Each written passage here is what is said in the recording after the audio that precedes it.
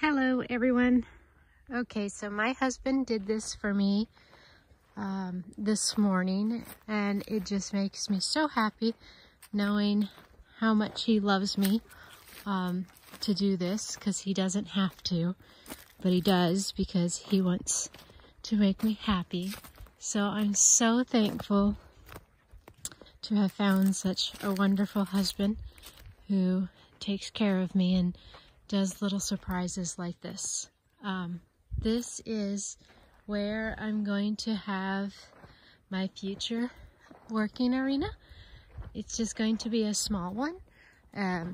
It's a 20 meter by 40 meter. So it's, and this is adding some inches or whatever because the metric system is different. But I'm going to make it 66 or 67, might even make it 70, whatever room I have for long ways. And then it will be 35 feet long. Whatever I have available for a length is what I'll do it as. And I'm hoping to set up a cowboy dressage arena so I can put down the obstacles that are used in cowboy dressage. So a little bit bigger isn't going to hurt anything. I'll just bring in my cones and all those fun things that you use in dressage to the right measurements and have a little extra.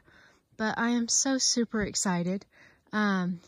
He has a skid steer, so he did all this with the skid steer, and he was saying that there's a lot of it that he can't do just because the skid steer doesn't have the ability. He needs like a bulldozer and an excavator where they have like self-leveling and stuff, so that when you get in the soft dirt and it dips and all that fun stuff, it doesn't dig in, but it actually self-levels so you can continue making a level surface. But I don't care, because this is so efficient and I can use this right now. And I'm so excited and I'm so happy, and so I just had to share it. I don't even know what to say. I'm so excited.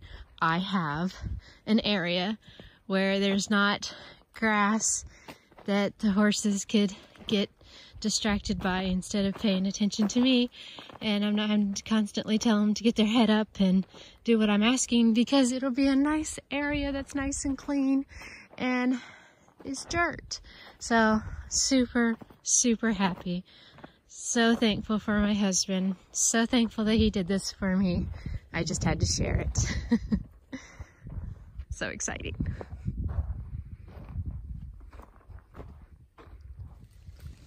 Okay, everybody, what I'm going to show you right now that I do with the timeless T-post is when I'm in a corner with them and I just run electric wire. It's the electro braid electric wire. I really like it. But anyway, that's all I run. So I'm not really needing to hold tension on a wire like if it was a regular field fence or no climb fence or anything like that. So for the corner post that we used up in the little sacrifice area, we just used 4x4 posts. We covered them with a vinyl cover that you use on post for the look, because it would be white. And then we took PVC pipe and we drilled a hole in the post and put the PVC pipe in there. That was a mistake. We should have made sure that we used electric pipe so that the electricity didn't conduct. So what we ended up having to do is wrap the poly rope or the electro braid. We had to wrap it in electrical tape and then run it through the PVC pipe because we didn't use the right pipe. So make sure you use the right pipe. if you're going to do that. But anyway, that's what we used for the corner post because it was a lot cheaper for us to use that versus the timeless T-post system that they have, because they do have a corner post system. But that was a lot cheaper. And since the function of the post, which is wonderful for running down through the woods, is if a tree or something runs over the post, they'll bend. And then as soon as you get the tree off the line, it bounces right back. A couple of stories, a truck ran over one. It was fine. It bounced right back. There was no harm done to the truck either. I don't know if that's true for all cases, but anyway, the post was fine. It's a little bent now, but it's fine. It's working. The fence was not even needing to be repaired after. And then I was going through the back trail because we have it, so all that woods that you see right there, I have 10 acres of wooded area fenced in for the horses.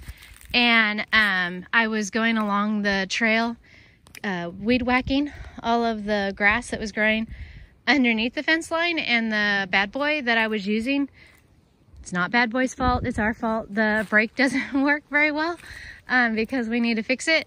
And I left it, was weed whacking, so I couldn't hear anything, and I turned around and our bad boy ran over a post. And a bad boy is an ATV that a side-by-side that you can run around in the woods.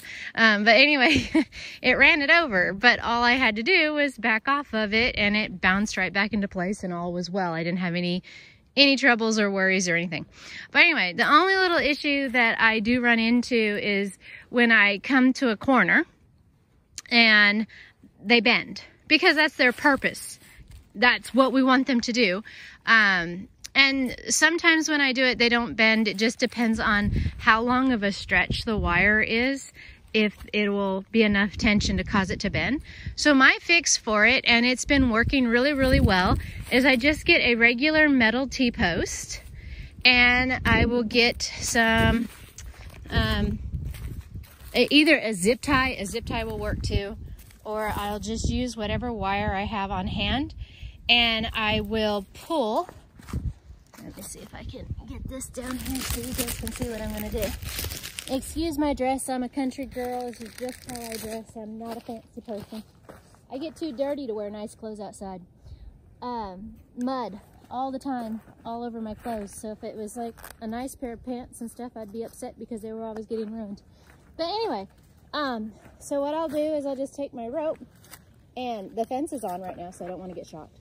I'll pull the timeless post to this post and wrap it around in the holes that are already pre-drilled, so that's awesome. And put them in there like so, hold it tight, and then make sure that it's tight, and then I'll just wrap it and get it secured so that it is fastened, you know, really, really well to the fence, like so. And voila. Now that post is an efficient corner post for me to use the timeless T-post. It's a pretty simple fix.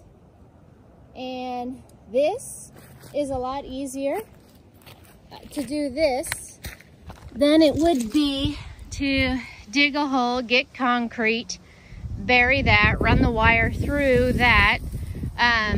This is what I do. So this is my fix to the situation. And it's been working out wonderfully. I don't have to worry about the horses cutting themselves or anything on the actual T-post because they stay away from the electric wire. So I have a T-post cover, and I'll go ahead and I'll still put a cover on that because generally I've gotten lucky and I've been able to put them on the outside, but this one was pointed that way, so I needed the post to be on this side so I could pull it this way. But anyway, so I'm going to put a cover on there just because I'm an overcautious person. It's just who I am. But honestly, I don't even think it's going to be necessary because of the fact that the horses do not want to get close to this electric wire. so they're not going to want to rub up against this post. But because accidents happen and I'm an overcautiously person, I will put a cap on that T-post. Yesterday we had to do one of these way down in the valley, and my husband spray painted it white. Now you can't even see the difference between the two, so it looks nice. I'll actually go down there and shoot a little video for you so you can see it. All right, so I put the cap on. Just thought I would show you since I went ahead and put it on. It's just a plastic PVC. I guess it's PVC. Not even really sure what it's made out of. But it's just a cap that fits on top of T-post. Bought it off of Amazon by looking under landscaping. People use it in landscaping companies for when they plant trees and they tie the tree off to stakes. I guess in like cities and suburbs and stuff, they have the safety issue of kids falling on the T-post. So that's what this company invented this cap for. And I've just used it on the T-post whenever I had T-post in our old house for the horses.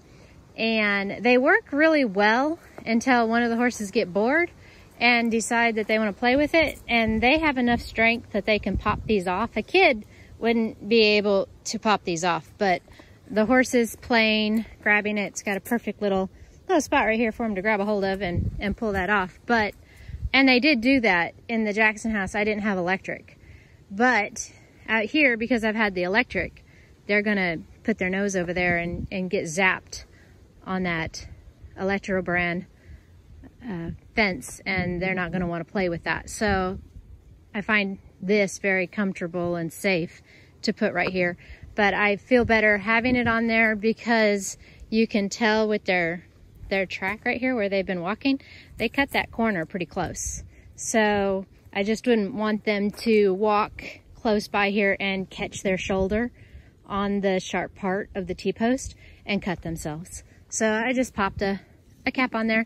They're called Stake Safe. So I bought it on Amazon. It was a couple of bucks for like, I think there was 10 in a package, or maybe there was 7 in a package. I'm not really sure. But they work well, and I like it like that. Don't have much more to say. Anyway, I'll walk down to the other post that we spray painted and show you what it looks like after we spray painted it white to help blend it into the Timeless T-post. Here is the pole that I was telling you about. So on this one, this was for there's just a little bit of a bend. It's not a large bend, but there's a good little turn right here, and the tension on the fence was just enough to pull this post in, and it was leaning like this. So we put the T-post down in the ground like I did earlier, and then we just pulled it to the metal T-post, and then we took the wire around like I showed you, and now this pole stands up nice and straight. And then my husband spray painted it with just some regular spray paint white to match the Timeless T-post, and now you can see that from a distance you can't even tell that it was done. So I mean, you can tell if you were really looking for it because you knew it was there, but if you were just, you know, somebody coming onto the property and visiting or whatever, it wouldn't even be noticeable to the point to where it was an eyesore to do it. So that is how I have been fixing my little issue. It's a little issue. It's not even hurting the fence by having the post lean. It just takes a little tension out of the rope, but not a lot. It just is not very appeasing to the eye when you see the post and it's leaning sideways. But now all the posts are standing up nice and straight and look very nice. So that's what I do when I have one of my Timeless T-posts in a corner and they're leaning a little bit. So the T-post was probably about $5, and it's a quick, easy, inexpensive fix. Just thought I'd show that to you guys. Talk to you later. All right, folks. So today I'm working with Dream. Today is Tuesday. And she is shedding like crazy, which is awesome because, in my opinion, horses are so much prettier when they're slicked. But they're so cute and fuzzy in the winter that I like that too. But I always get excited when they start losing their winter coats, because with my horses and my experience, and I'm imagining that most horses are this way, each year they're a little bit different than they were the year before. And it's just kind of exciting to see them changing. I've had Dream since she was 4 months old, and the changes that she's gone through since she was a baby, and her coat color and how it changes every year is just very interesting to me. She seems to be getting darker as she gets older. What'd you just do, huh? You just tried to nip me. But anyway, I just find it really, really interesting. So her shoulder and neck will get extremely dark right before she sheds, and then she goes back to being a normal buckskin color. But anyway, I have her out here tied on Black Stallion today because I'm working with her feet. My husband is coming up the hill with Mr. Bob, the skid steer, right now, and I don't want her to spook. And if she does spook, I don't want her to pull against the rope, so I'm gonna go ahead and untie her just in case. But it looks like he's parking down by the barn, so I'm not gonna have a worry about that. So I'm probably gonna, yeah, he's gonna park down there. So I'll tie her back up. But anyway, I've tied her to the truck so I could work on her feet. It's muddy still here. Started to dry up a little bit, and then we got rain yesterday. So I wanted to get her in an area where I could clean her feet and they wouldn't just get dirty again. And the barn, I don't like the lighting in the barn. It just tricks your eye a lot. But anyway, so here is the foot I'm working with today. I've got it all nice and cleaned off. Of course, I was scratching her, so all of her hair got on her. And I'm wanting to measure her pillars to see if I need to trim any. You can tell the difference between feet that are cleaned and feet that are dirty. It's important to clean your hooves when you go to work on them so that you can see what's going on with the feet. I'm going to try to put you in a spot where you can watch what I'm doing. Okay, so it's very important that I stress I am learning about feet. I'm not a farrier. I only work on my own horses. I don't work on anybody else. I would never give advice to anybody else just because I am in the process of learning. All right, folks. So what I do, and like I was saying, I would never advise anybody else. This is just me doing my own horses and learning the best I can, because I want my horses to be comfortable and I like to be able to do it. I save money, and if something were to happen, then I know that if I was in a situation where I couldn't get somebody to come do their feet, at least I can get the basics down. So anyway, the first thing that I did was find the center of her toe and followed a horn tubule down to the ground. And then from the center of the toe, I measured over 2 inches. I measured 2 inches over using this contraption that my husband gave me, so that I know that I'm measuring equally on both sides of the feet. And what that will do is pinpoint where her pillars are. And so the line right here will be her pillars. And then the center line is her toe. And what I'm learning that you want to be able to do with your horse's feet is the pillars should be shorter than the toe.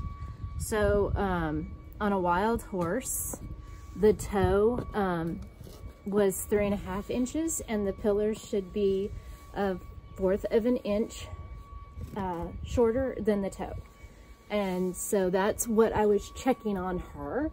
And then what I'll do is just bevel the pillar back to this little line that I drew to keep her pillar shorter than her toe, which will help move back the hoof so that she's more upright on her, she's going to the bathroom, y'all.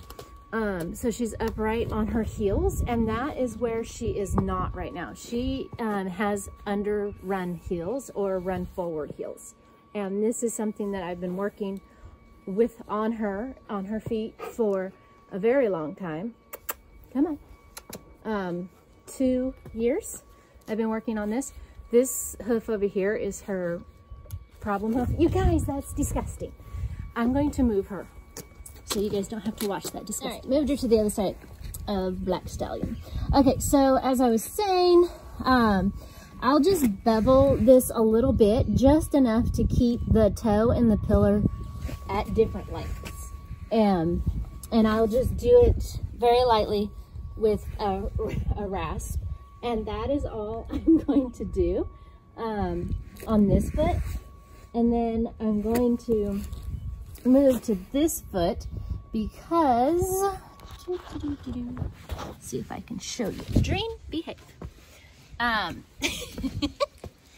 Hold on, guys. The issue with this foot is it toes in as well, but you can tell that this is the medial side of the hoof, and you can tell it flares, and she's doing what she's supposed to. It just freaks me out because I don't want my fingers to get stepped on.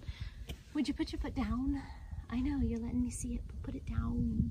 Okay, so I went ahead and I trimmed to the line that I had marked just by beveling it with the rasp, and then smoothed it so there wasn't any rough points on it. And then on this foot, which I didn't do a very good job explaining to you, there was a pretty good distance right here with the pillar. I just went ahead and smoothed it down and brought it in more, and that's all I've done. And hopefully I'll be able to see some improvements in these feet. Like I said, these are not example feet to follow. I am working on her hooves. She is in working progress. But anyway, that is what I have done. Do not follow what I'm doing. I'm just showing you my experiences in life. I am not educating anybody because I'm not educated enough myself. All right, we're going to do a little experiment tonight. Will the horses drink beet juice? So I've had this in the pantry for forever, and tonight my husband thought it was grape juice, and then after he opened it he realized that it was beet juice, so he wasn't going to drink it, and I thought, well, I was going to drink it because, you know, beets are good for you, and supposedly drinking the juice is really good for you, so I was like, well, I'll go ahead and try it. And well, it's probably why they're good for you. Had a very hard time swallowing it. Thought I could down the whole glass, but after taking one drink and swallowing it, no, I wasn't going to do that again. So for fun, I thought, well, what if I take it out to the horses and see if the horses will drink it? So that is what we're going to do. I've already looked it up, and there's nothing wrong with feeding beet juice to your horses. You can even feed them the actual beets and the leaves. So not worried about that part. Just going to find it very entertaining to see if they actually drink it. So I have arrived to the top of the hill where I knew this little bucket was because I left it up here from when I was feeding sunflower seeds to the horses. So now I will pour in the beet juice to see if they like it. Okay, Lena gonna be the first one to try. They're eager, and they're here. Back. Let's see. It's beautifully red, and Catalina, and they're drinking it. Here comes Tag. Let's see what he does.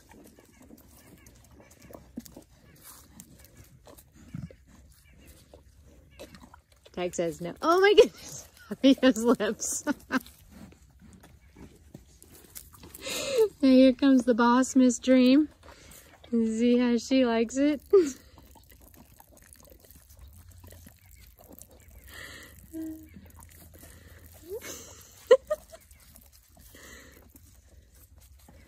Dream doesn't seem to care.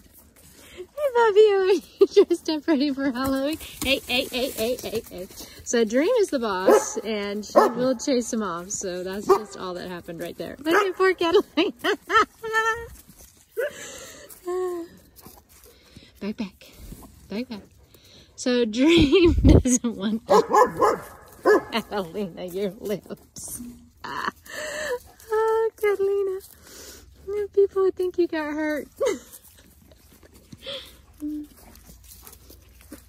I don't want to touch the fence there, Catalina. Tag! Would you stop it here? You want some beet juice? You want some beet juice, Tag? Tag? You want some beet juice? You want some? You want some?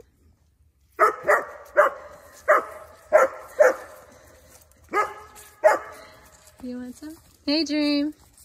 Did you not like it? Would you like some out of the jar? Would you like some out of the jar? Tag, would you stop? This is what he does, y'all. He grabs my clothes and he yanks it around.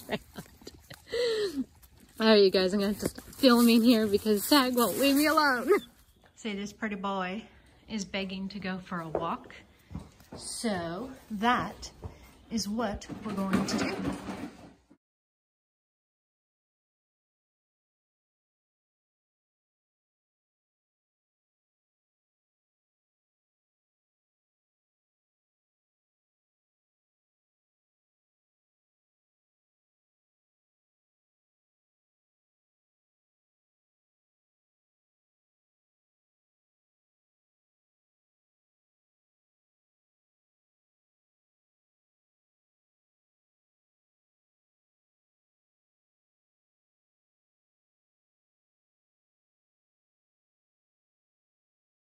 All right, folks.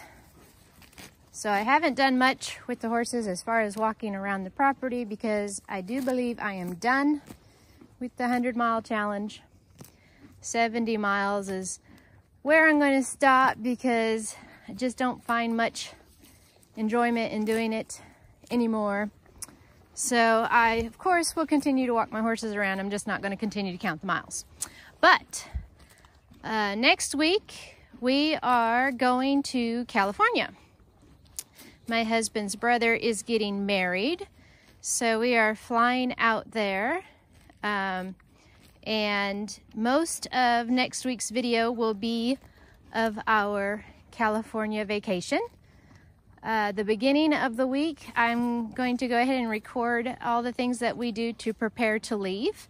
It's harder for people that have animals to jump in the car and go on a vacation, in my opinion, because we have to make arrangements for the animals to make sure that they are taken care of while we're gone. So I will do videos of how I do that to prepare the cats and the dogs and the horses when we leave. So that will do it for this week. Thank you guys for watching. Hope it was entertaining, and I will talk to you again next Thursday. Have a great week. Bye.